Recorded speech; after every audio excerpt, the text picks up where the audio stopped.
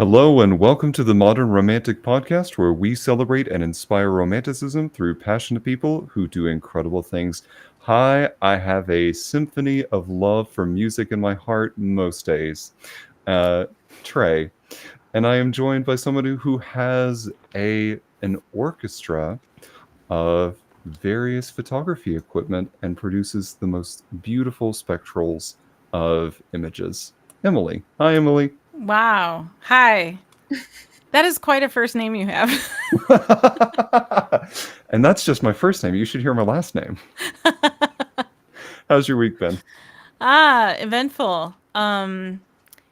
We we went to Duluth, Minnesota over the weekend, Mm-hmm. and we got to see a concert, which is kind of plays into our guest today. So I will talk about that later. But it was such an exciting weekend. We had such a great time, and the weather was perfect. There's nothing bad to say. It was awesome. How about you? It was good. I'm still friends with my ex's parents, and so I wound up making her stuffed French toast for her birthday. Um, so she came over, we had breakfast, so it was a really nice time and just a good time to catch up. What do you stuff French toast with? Hmm. Um, Lies and deceit. Kidding. um, You think it's French toast? We have mushrooms and spinach inside. no, this one I did. It Bacon, was Josh said. That might be bacon good. butter. No, it was. I stuffed it with cream cheese. It was the Mm. what was it? It was honey pecan cream cheese, and mix it with some fresh Oh, strawberries. Threw some fresh strawberries on top of it. A little bit of powdered sugar dusted, some whipped cream, and then drizzled with some maple syrup. this is decadent. Very decadent. This is some good sugar to power yourself with for the morning. Yeah, Seriously, I'm though. here for that. But it was good. Had a really good time. And then otherwise, it's just been rehearsals for the show. Okay. Oh yeah, that's right. Yeah, I'm looking forward to it. So tell us again when that comes out for anybody who wants to see it. Yeah, so we open on October 24th, so little under a month away. Hmm. And it opens October 24th at Theater Charlotte in Charlotte, North Carolina. Cool. And the name of it again? Murder on the Orient Express. Good old Agatha Murder. Mardar. Murder. Good old Agatha Christie adaptation. It's going to be fun. Sounds great. Yeah, I'm Yeah. excited. The other thing that I'm excited about today is our conversation with our guest, and you heard her Hmm. just a moment ago. So, Emily, would you introduce our fantastic guest today? I would. Tonight, we are joined by Ilana Zaks, an internationally acclaimed violinist known for her fearless and captivating performances. She's played with major symphonies across the US and Europe. She's appeared in some of the world's most renowned stages and is passionate about using music to tell powerful stories, which we love. So, welcome to the podcast, Ilana. Thank you. Thank you so much for having me. Great to be here. It's Yeah. great to have you. Thank you so much for saying yes to being here.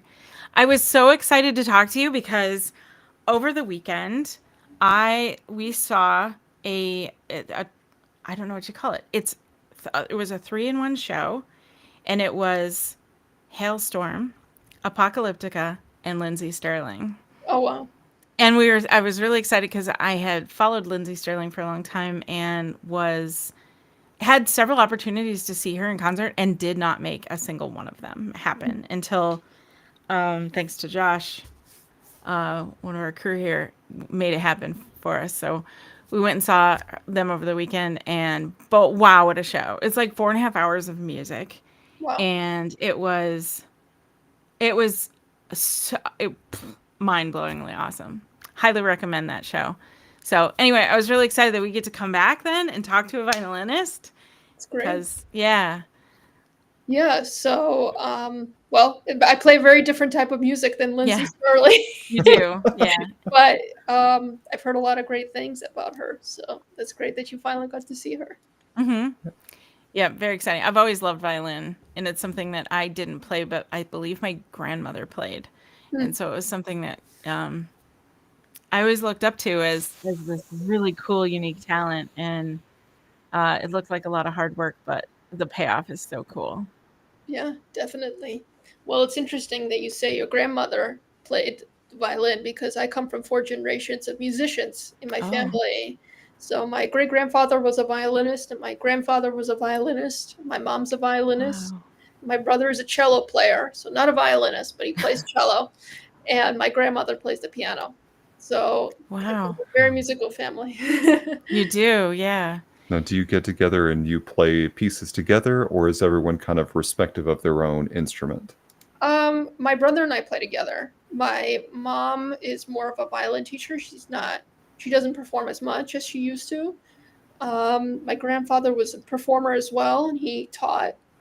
And then my great grandfather unfortunately passed away before I was about 10 years old. But I did play for him when he was alive. So there's some kind of video footage of that. But I'm obviously was too young to remember what that was like. Oh, So Hmm. well, I'm glad you got to play for him. That's yeah, exciting. yeah. So you come from a musical family, and I think I read somewhere that you started violin when you were 3 years old. Is that correct? Right. I was 3 years old. I studied with my mom at first, Wow. and I studied with my grandfather. So as I said, musical family. I don't come from a musical family. My dad could sing, but famously, my mom cannot. And I told her when I was like 3 years old, when she tried to sing a lullaby to me, to shh. So that stopped anything from there. So what is it? What is it like being in a musical family, and what was that experience like being taught by your family with that music? Well, coming to my family's home on any given time when I was growing up was like going to a music school. You'd always hear music. As soon as you stepped in through the door, you'd hear my brother practicing on one side of the room, and I'd be practicing on the other side of the hallway. And then my mom would be teaching in the basement. So you'd hear music coming from 3 different places. So it's almost like you were stepping into a music school, where you'd hear sounds coming from all parts of the house.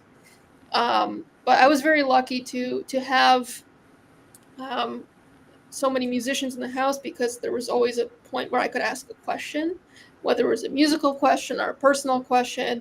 It didn't never felt like I was an outlier. Actually, being a violinist within a family of musicians felt like that was the norm. And any Hmm. time I would go anywhere where some people would be surprised by being a violinist, for me it was strange that people were asking me, "What is it like to be a violinist?" Because it was just such a natural way of life. Um, so I think it's a very interesting question, and I guess, like I said, I'm very lucky to have had a very normal upbringing of music where it was celebrated, and music still is valued, and performances are valued, and the art of performing and listening and just enjoying music and the history behind it is still very much an important part of being a musician for me and my family today. Incredible. I love that they imbued you from an early age with that love of music. Yeah. And it doesn't sound like you were forced into it. It felt like it just came a little natural and with a little bit of curiosity. Am I understanding that correctly? Yeah, definitely. I was never forced to practice. In fact, what was funny is that these are from stories of my family, which is when I was 3 years old, I actually wanted to practice. And I would always ask my family, and my mom in particular, about practicing because I had a toy violin and it didn't sound very good, but I wanted to play it. So I would ask her to practice with me at least 3 times a day, and for a 3 year old, that would amount to about an hour and a half total per day, which is kind of crazy. For a Um, 3-year-old, yeah. Seriously. um, and so I think even today, I still love to practice. And even growing up, practicing was always my kind of safe haven. And I find that when I'm practicing, nothing else really exists. And I find an area of focus. I think in psychology, we call it a flow Mm. state Mm-hmm. where I'm just really, really focused and I feel like nothing else really can get in the way. And it's the most satisfying feeling, I think, and still continues to be for me. That's incredible. I feel like even in my 30s, like I haven't quite found what that flow state is. So I love that you found it and that you found a joy in the practice. Yeah, I think it takes a lot of patience. And actually, when I was younger, I did not have patience at all, as many young kids don't have patience. I just love the feeling of playing the instrument. And I just love my favorite part would always be going and performing. And um, even though like I enjoyed the feeling of practicing and I enjoyed playing, I think for me, it wasn't even the act of really working on something. It was just the fact that I got to play. Um, and just I think for me, even holding a violin like this is more natural than me sitting still, actually, because that's kind of what I've done my whole life since I was about 3. So um, I find when I'm not playing, it's almost weird to me. Were you Yeah, always comfortable on stage then from the early age? yeah, I was. Because I think I entered this flow state where I don't think about what's happening around me. I'm just enjoying every moment. And I think that's the best way to combat stage fright, I think. I mean, I've definitely had moments where I was nervous before a concert or I was nervous when I arrived, but 90% of the time, the nerves are the worst before you get there. And then they sort of evaporate if you're really prepared. If you're not prepared, then it might be a little bit of a different story. But if you're prepared, you might be nervous at the beginning. And I think nerves are actually a really good sign because it means that you care. And not having nerves actually is a little scarier because then that means you don't really care, I think sometimes. And also it I think you're less conscious of what's happening around you when you're not as nervous or when you're not as focused. So I think there's definitely a fine line between anxiety and nerves, but I think just finding the joy in what you do and transmitting that joy and really sinking into that feeling, it really helps. Even today, whenever I get nervous, I just think about the enjoyment aspect of what I do. I just try to remember myself as a 3-year-old, really just enjoying every moment. So you can remember at 3 what that was Well, like? maybe I wasn't 3 or I don't really know what age I was. Okay. I have these little like memories and Mm-hmm. like images in my head where I remember being on stage in various different parts of my life. Sure. So I don't know exactly what age I was, but I do remember like wearing a poofy dress at some point. So I'm sure I was pretty young at that Yeah. point. And so I just think back to when I was feeling that kind of joy, um, and just feeling like it was just a lot of fun. Yeah. Uh, Honestly, that's incredible. And I love that you talk about keeping the joy in mind whenever you're on stage. Um, when you're teaching your other students, because you have taught at several institutions, um, how do you recognize that someone may not be comfortable on stage, and how do you coach them through being more comfortable on stage? That's a great question. I'll use this as an example where I taught at the Boston University Tanglewood Institute this past summer, and it's a music institute summer festival that has some really high level students who many of them are auditioning for colleges, many of them are auditioning for music schools, and something that we do is we do studio class, which is kind of a performance class where you play for your peers, and at the end of the performance you get comments from your peers and then get comments from your teacher. And that's something that's very common practice in music schools in higher education. And one of the things when I had several students who had a lot of nerves playing in public, and one thing I would do with them is I'd force them to go and play studio class. And even if they would, they would come really prepared and they would sound great. And then I said, well, what do you think about playing? They're like, oh, no, I don't want to play. Um, and I would just say, okay. And then we'd get to studio class and I'd say, okay, you're playing because I know you can do it. And I think just having the belief in the student is really important. oftentimes this performance anxiety comes from students who have not had that much performance experience. And that's why I think studio class is great. And for that particular student, that was definitely the case where they had never actually been to a studio class until that summer. Um, the other thing is, again, this is another BUTI thing, which is there's a lot of community engagement performances. So performing in hospitals, performing at assisted living communities, and those are really, really great performance opportunities and ways of exploring how you react under pressure in front of an audience. But you do it in such a low pressure environment because everyone who's there is there to listen and to support you rather than judge you.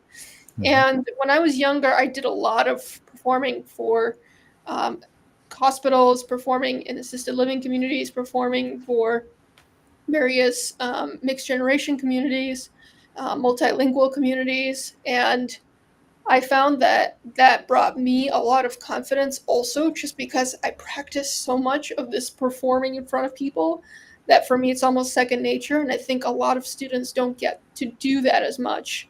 But I think that's changing now as community engagement is becoming more and more embedded in different community programs. I think it's becoming more a part of classical music for sure. I'm not sure about the theater world, but I think in the classical music world, every orchestra that I've played in has a community engagement department, which specifically focuses on bringing music into the community. And I think not only is that a great way for musicians to get out and perform, but I think it's a great way for students who may not have the exposure or who may not have heard a live musician play to actually see and hear it. So to go back to your original question about getting students more comfortable, I think it really just comes from really believing in them and encouraging them to take every opportunity they can to play and to perform. There was one thing you said about that I think is really powerful, and that is that I think a lot of people don't consider, and that is just being told, I think you can do it. That you can is especially from somebody that you look up to, from somebody who is more accomplished. Being told you can is so powerful, and I think that's something that, it's just two words and we don't put a lot of maybe thought into that, but boy, does that make a difference. Definitely.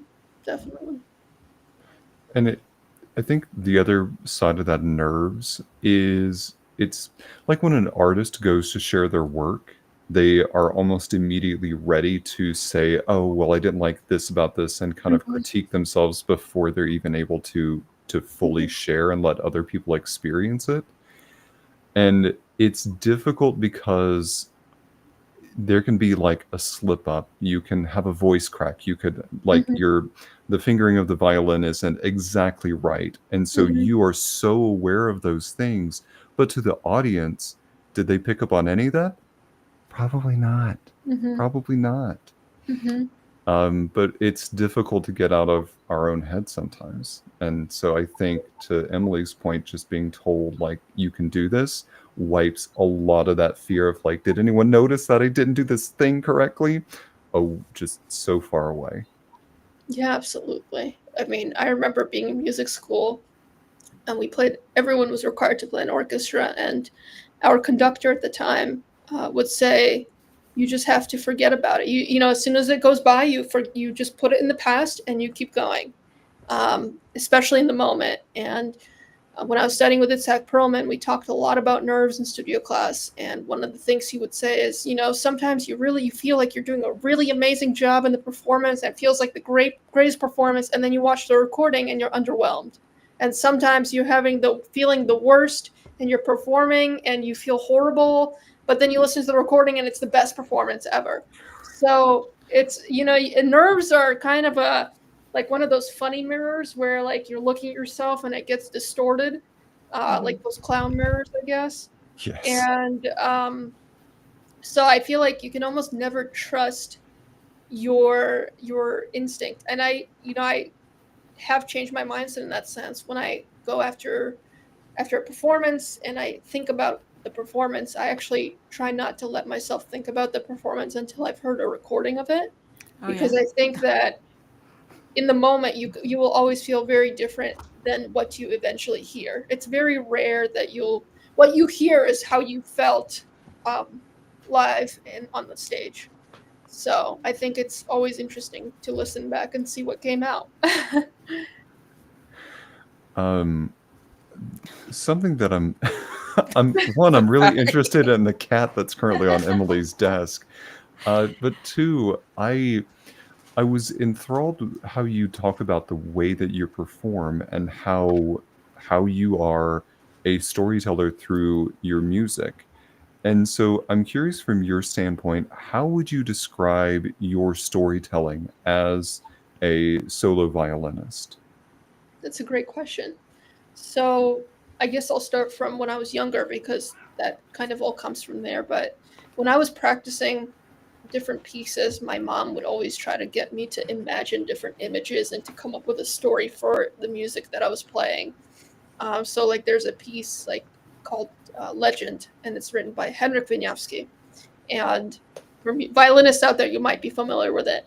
And this piece, has a very stormy beginning. And, my mom would say, oh, imagine that you're out in the rain and it's very stormy. And, in this far distant house, there's this something spooky's happening. And it would basically be like creating stories in my mind. And as I have gotten older and have kind of seen a lot of different things, I was really exposed to theater in my undergrad, and I took several acting classes. And I think being a performer, you have to be so aware of all parts of your face and your body and everything.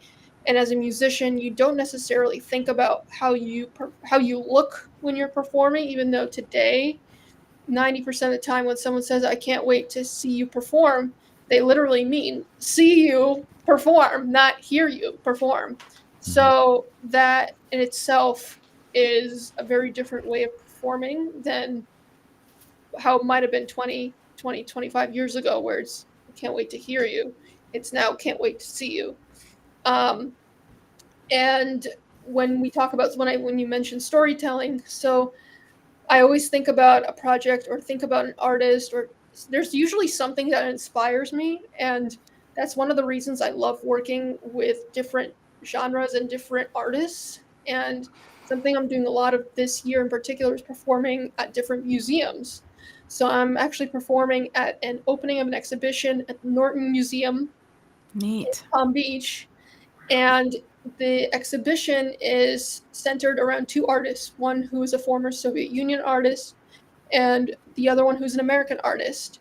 And the music that I chose really reflects the artistic styles of their painting and visual styles. So there may not exactly be a concrete story there, but I always think of music in colors and sounds and how that may relate to things that are relevant around me. And again, as I said, I think today audiences see music, they don't just come to hear it. So whenever I'm putting a program together, I'll always think of a theme.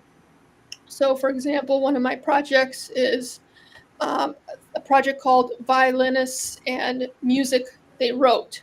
So the program consists of music by J.S. Bach, consists of music by Fritz Kreisler, Eugene Yzai, Paganini, Milstein, Wieniawski. These are all people who were violinists, violin virtuosos, and basically the story that I tell in this concert program is that music and violin has evolved from all these different genres, and there's so many different ways of being a virtuoso in different time periods. But the one thing that has remained consistent through this entire time is the violin, which you see in the performance, and it's the same instrument that I play, from music that's written in the 1700s to music that was written yesterday.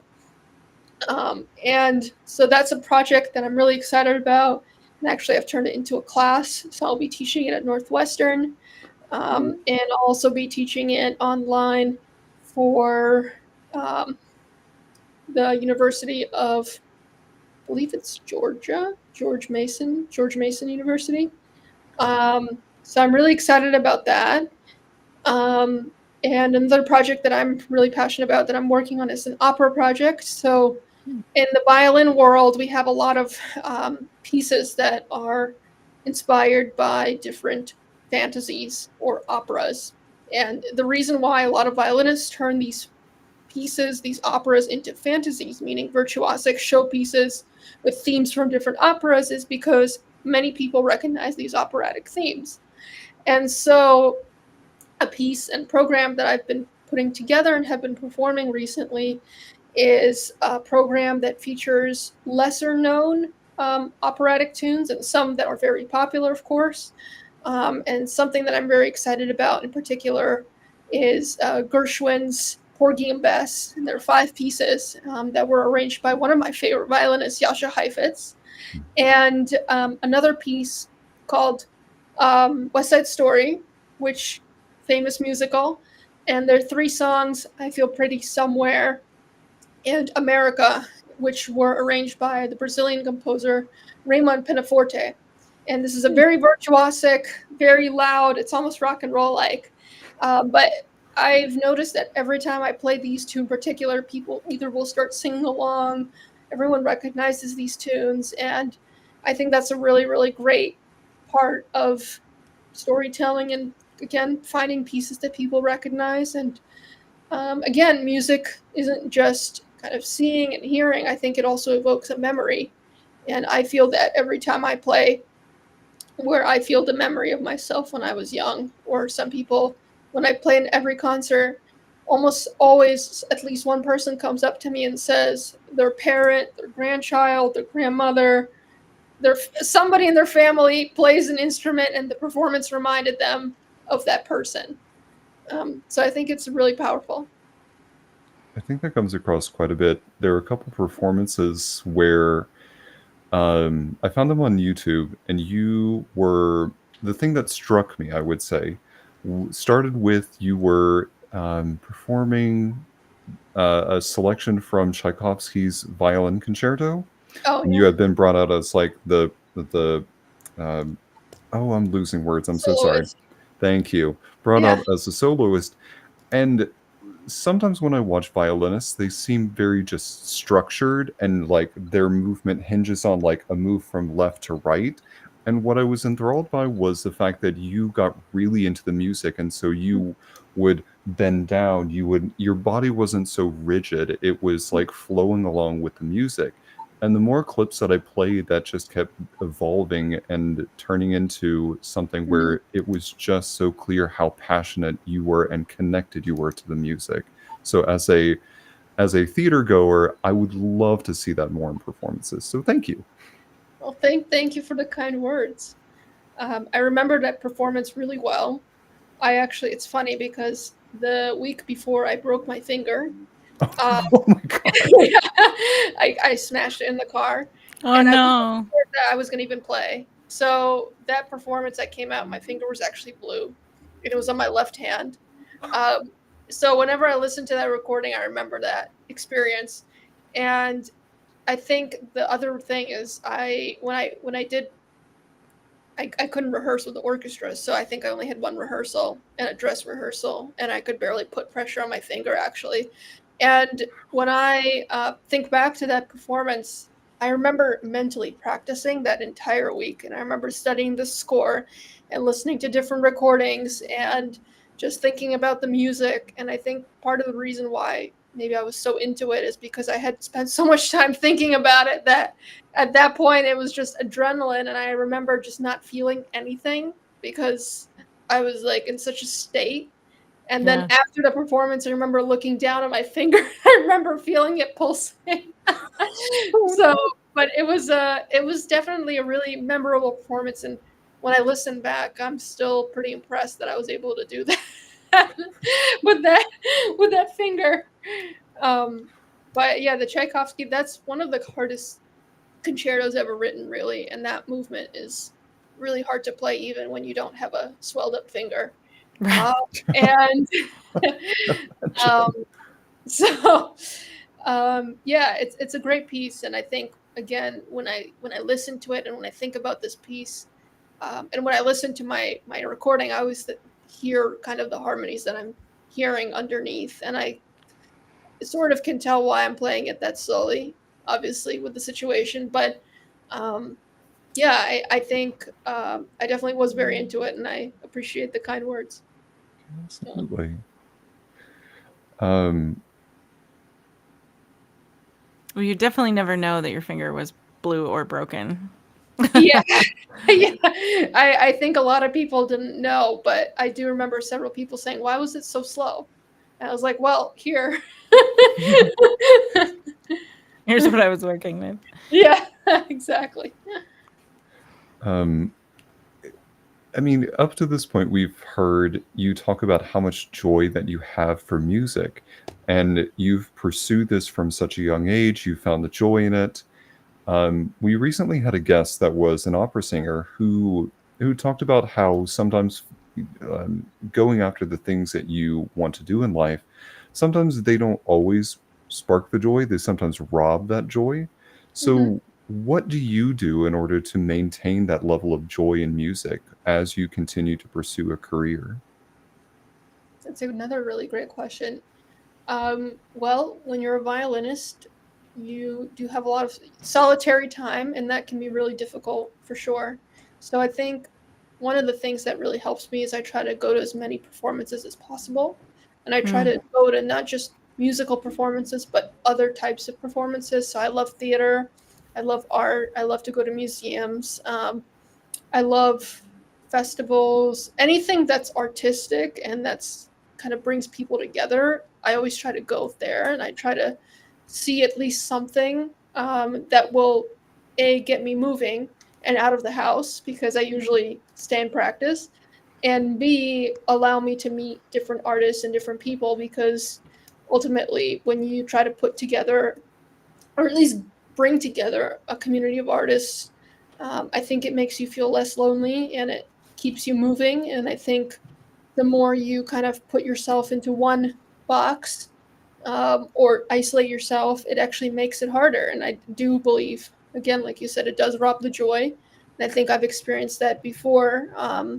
Not necessarily when I was younger, but I think sometimes when I moved, especially during COVID, actually, when I moved, when it was that time where nobody could talk. And what I did was I actually started a concert series online where I brought together a lot of different artists and found a way for performances to continue and people to continue to get together via Zoom and actually have a reason to perform and to practice and to feel like there's still music in the world. So those are some things. The other thing that really helps me is I like to play for my husband, and I like to sometimes he plays piano for fun, and sometimes I'll get a piece of Fritz Kreisler or Chopin arrangements or just music that's really fun. And I love Kreisler, so that always brings a lot of joy to me. And I'll have him sight read on the piano, and I'll play it with him, and that always makes me feel a lot better. Another thing is I always really find old recordings really inspirational. So for me, Jascha Heifetz, Fritz Kreisler, um, David Oistrakh, those are the top three violinists that come to my mind. And from the other performing arts side, the ballerina Maya Plassetskaya. I love Michael Jackson. Um, I love Mikhail Baryshnikov, the dancer. Twyla Tharp is one of my favorite choreographers. Ella Fitzgerald. I just try to listen and try to make my world as full as possible and to open it as wide as possible, so I never really feel bored. And um, it brings a lot of joy to me because I think part of what robs the joy is burnout. And Hmm. the more you can just find different things that bring inspiration, not necessarily within what you're doing 24 hours a day or thinking about 24 hours a day, I think it brings you and gives you a new perspective. The other thing which I like to do, which I didn't used to do very much, but I think it's really important, is taking a break, which is like taking one day off or taking even a weekend off when you really, really need it, when you're really working so hard and you just need to relax. Hmm. And I found many, many times it's really hard for me not to like it's really hard for me to take a break. That's like one of the hardest things for me. But whenever I do, I always find that I come back a lot happier and with a much more refreshed mindset. And it does make a huge difference in my practice. For all of the classical violinists, classical musicians, and singers out there, thank you for saying that you can take a break. One day without practice won't kill you. Yeah. Well, Yasha Heifetz had this saying: 1 day, if I don't practice, I know it.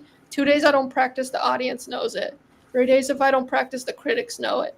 So I think, 1 day is okay. 1 day is okay.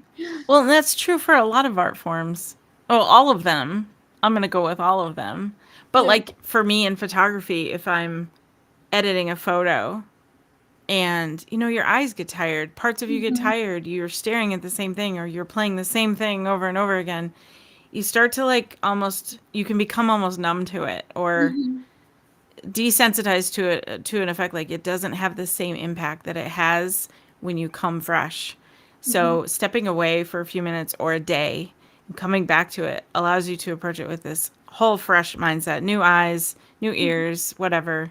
And I've noticed a big difference when I've forced myself not, at least in photography, forced myself not to release an image until I've had that time to step away and come back.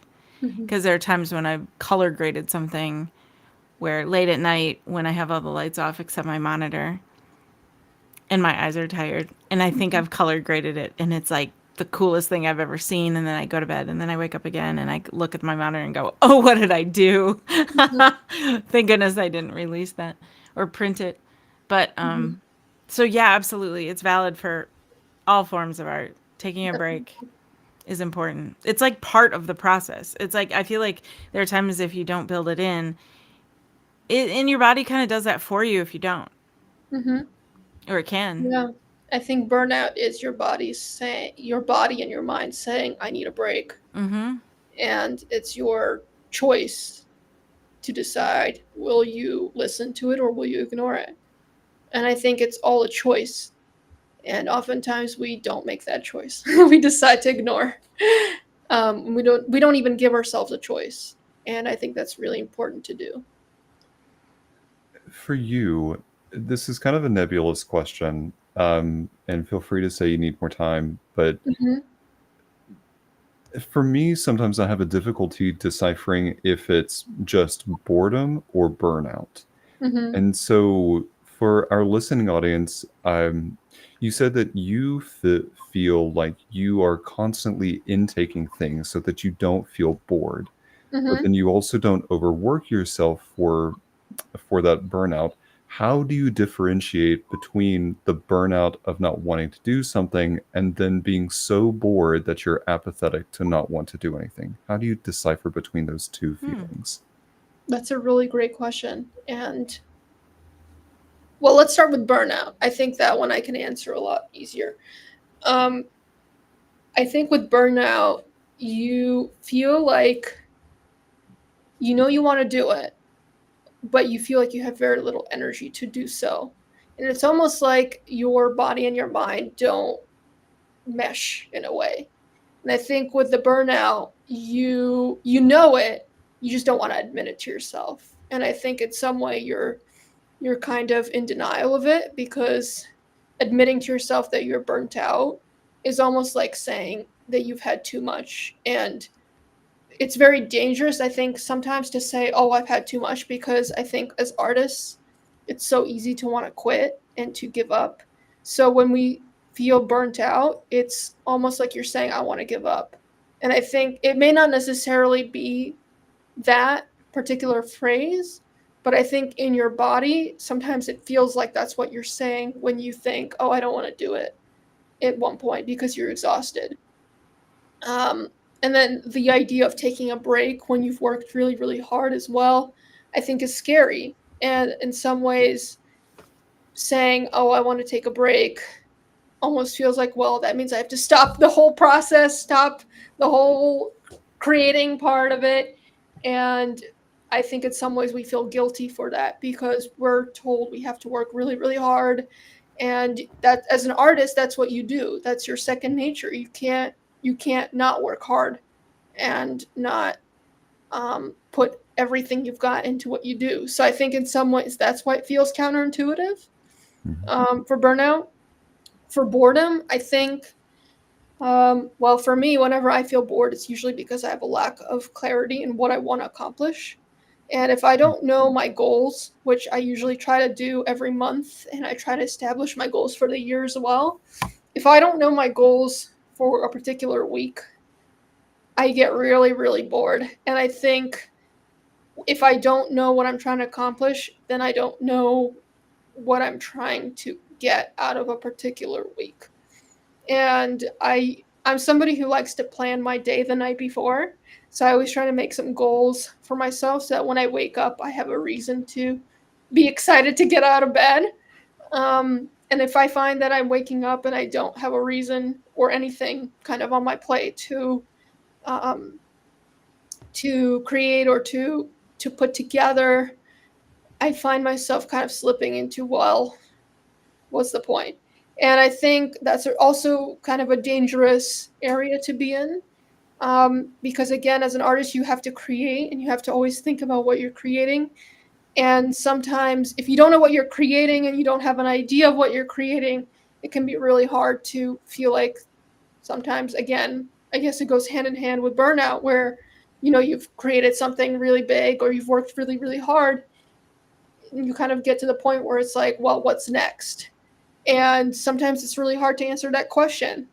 And if too much time goes by before you have that answer, you can easily slip into boredom because you don't know what's next and you don't know what's the next project. And I think that, for me at least, that's kind of what I distinguish between burnout and boredom. That was a great answer. Thank Yeah, you. wow. Is that relatable for you, Trey? I would say so. It's something that I'm talking quite a bit with my therapist about, of like deciphering. Hi, welcome to being a theater person or being an artist and having discussions with your therapist. Yeah. Um, I think I think for me the burnout was not understanding my limits quite a bit and continuing to push myself just because I wanted, like I had a goal, but along the goal there are intentional breaks that you can take and give yourself. But I would be so go go go go go go go constantly that I've spent probably the last year and a half, 2 years, really picking up and deciding what I want to do and giving myself space for grace to continue to go. Growth doesn't mean that you go at a breakneck pace. Growth means growth. And even taking a baby step forward is growth towards something. And so I would say on many levels that is relatable. I'm just I'm having a tough time right now, still deciphering between that boredom.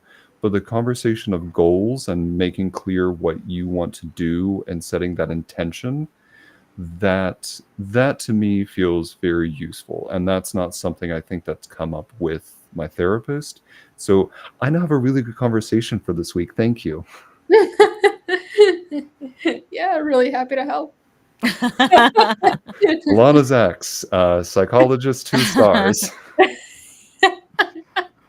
Well, I can give a really good book recommendation because Oh this, yeah. this book is one of my favorite books. So one of the things I really love to do is I love to watch sports, and I love to watch gymnastics and swimming and Oh tennis. yeah. And this is one of my favorite books by a really famous swim coach called Bob Bowman, and he was the coach of Michael Phelps, and he wrote a book I think about 10 years ago called The Golden Rules, and it's a fantastic book which talks a little bit about goals and his coaching practice. And it's one of my favorite books because you can apply it to anything really, but also I like to think of myself sometimes as an athlete, not necessarily maybe in the physical aspect of swimming or whatever, but there's a lot of mental strength that comes with being an artist, and I don't think that's talked about enough. And part of what I said with goal setting is I think that is part of what is important in strengthening that muscle of kind of, again, deciding what your next goal is and what your next path is. Because again, as artists, we don't have coaches. I mean, maybe opera singers do have coaches. Violinists don't necessarily have teachers. I mean, we have mentors, we have people we play for, we have friends. But once you're typically out of school, you don't really have a teacher or a coach. So you kind of have to be your own coach in some way. So that's part of why I love this book. And I love, in general, books written by coaches of different famous athletes, because it's very interesting to see from that mindset of how do you get the best out of somebody who's really working hard. And again, you have to kind of zoom out. And so that's what I try to do when I'm not practicing, especially in the evenings or sometimes in the early mornings, where I just zoom out and I just think about what my goals are, and I try to think of myself as a coach to my artistic practice rather than just an artist. And so I highly recommend that book to anyone who's interested. It's really, really good. It should be easy to access, I think, at any library, but it's very interesting. And one of the things, actually, another really good book is one of my favorite choreographers, Twyla Tharp, and she wrote a book called The Creative Habit. And it's a really great book about how do you kind of encourage yourself to get up and create. And she also talks very similarly about goals and just a creative practice. And one of the things for her is having a routine and, having an artistic routine. So for her, for example, it's getting out of the bed and going on a taxi to the gym. And that starts her creative process. And everyone has a different creative process. But I think it's really interesting that these different books, again, are told from these really skilled people who themselves may not have coaches, but they are coaches to a lot of people. And so they're sort of experts in the psychology of really high functioning athletes, performers. And that's really interesting for me as a performer too. Yeah, those are some great recommendations. Honestly, Emily, we've been getting a lot of good book recommendations lately. We have. I have so many books to read now. I have a stack of them. Well, Ilana, really incredible sound advice. I think I've got more questions for you for sure. One thing I want to touch on that I really loved about your background was finding out that you became the first chair of Seattle Symphony and Seattle Opera at 22 years old. That is incredible. Thank you. So it's first violinist, not first chair. Sorry, first violinist. My apologies. No, it's okay. It's just it's different. First chair versus first violinist. But yeah, I did. It makes me think about the question of success. So accomplishing those things, in addition to that, in addition to your world-renowned success, being able to perform with countless different organizations and orchestras, to some people that might constitute success. But I'm curious from your perspective, what does success look like for yourself? It's a great question. A lot of great questions this evening. So for me, success is kind of multi-tier. As I mentioned earlier, I have a lot of goals in life. So for me, I don't think of success as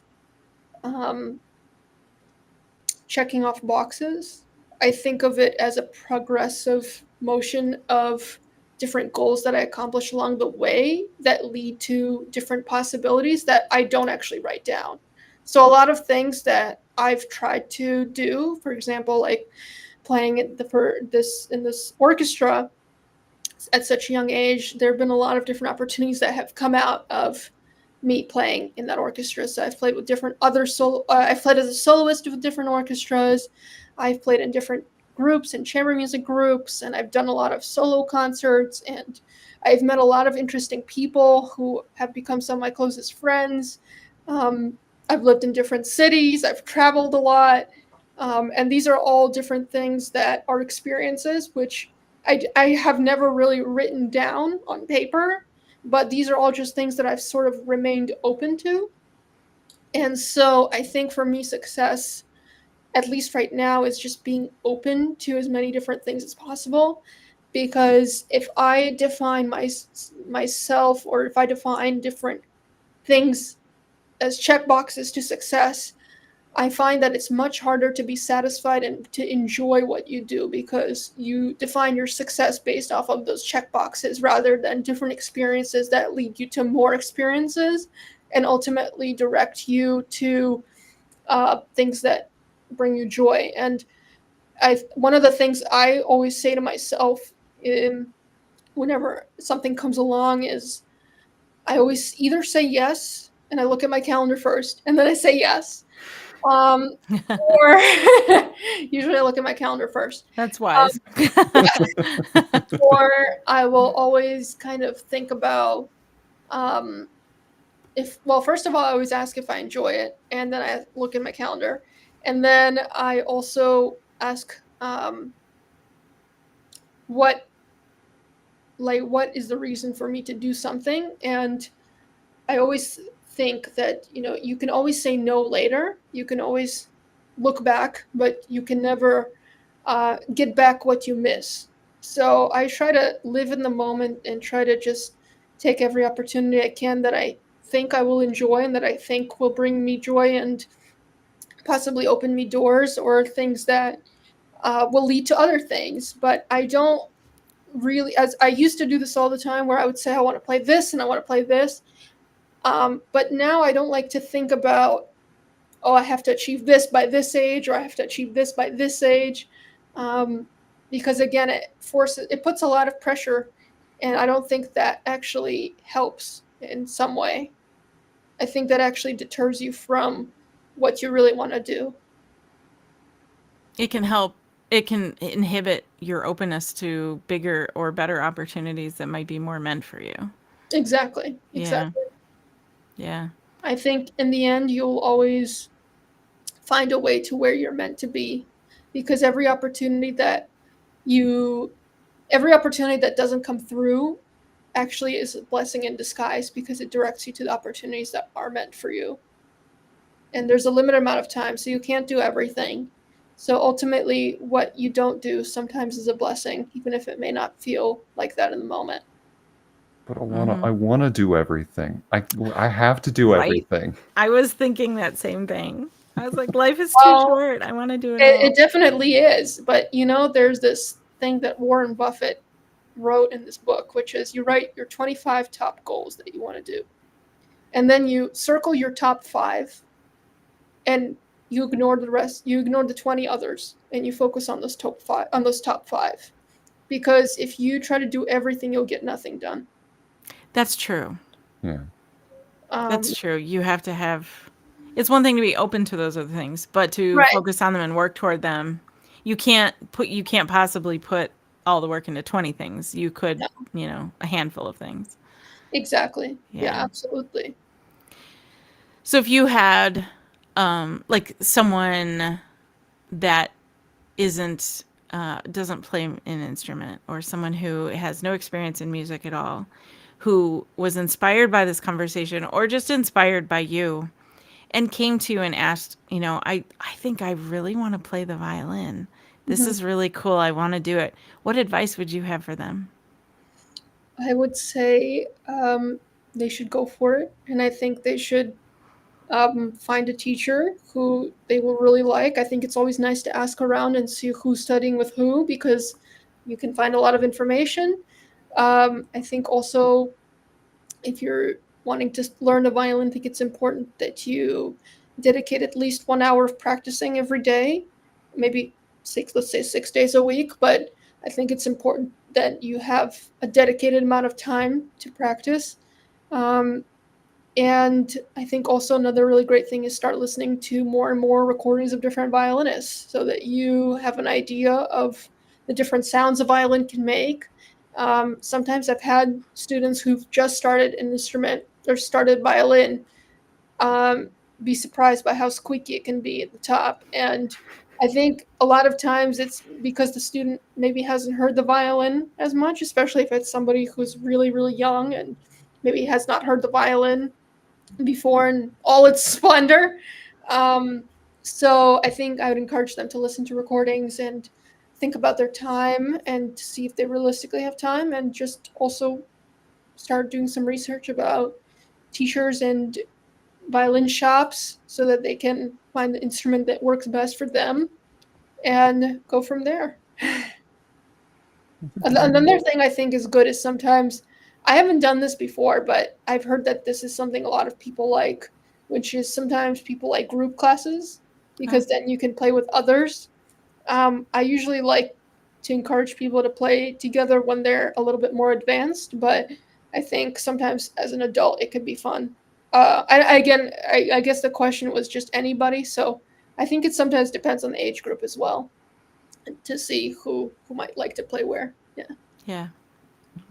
As somebody who took flute lessons for 2 semesters, I was able to get up to like a middle school playing level, and I played twice with my teacher when we did some duets.